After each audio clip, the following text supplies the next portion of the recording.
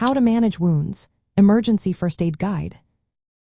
Imagine you're out in the wild or caught in an emergency where help is hours away. Knowing how to handle a wound properly can make all the difference.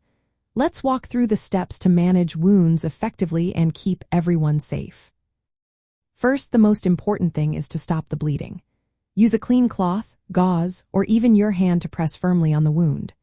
Keep applying pressure until the bleeding slows or stops. If blood soaks through, do not remove the cloth. Instead, add more layers on top and press again.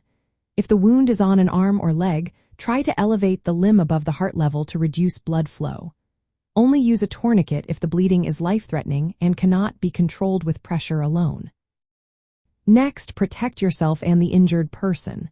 If you have disposable gloves, put them on to prevent infection. If an object is stuck in the wound, do not pull it out. Instead, press around it to slow bleeding and stabilize the object with padding or bandages.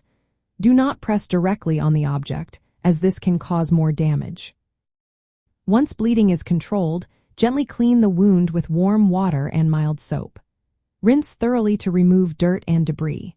Avoid harsh chemicals like hydrogen peroxide or iodine because they can damage tissue. For puncture wounds, rinse for about 5 to 10 minutes and carefully remove visible dirt. After cleaning, apply a thin layer of antibiotic ointment or cream to help prevent infection. If you are allergic or sensitive, petroleum jelly can be used instead. Cover the wound with a sterile dressing or bandage to keep it clean. Change the dressing daily or if it becomes wet or dirty. Keep an eye on the wound for signs of infection. Watch for redness, swelling, increased pain, pus, warmth, red streaks, or fever. If any of these happen, seek medical help right away. Know when to get professional medical help. Call emergency services if bleeding does not stop after 10 minutes of pressure, or if the wound is deep, jagged, or has debris you cannot remove. If the wound is on the face or sensitive area, or if it is caused by an animal or human bite, get help.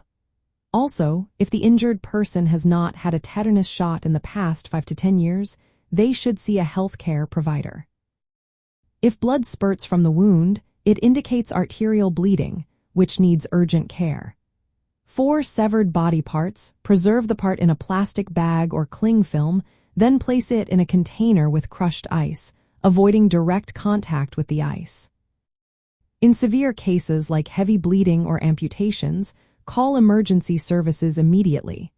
Remember to preserve any severed parts carefully. Wrap them in a clean cloth or sterile gauze, place in a sealed plastic bag, and keep on ice until medical help arrives.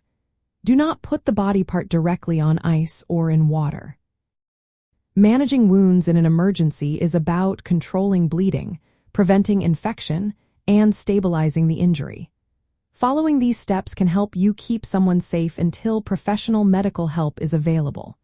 Always stay calm, act quickly, and remember that proper wound care can save lives.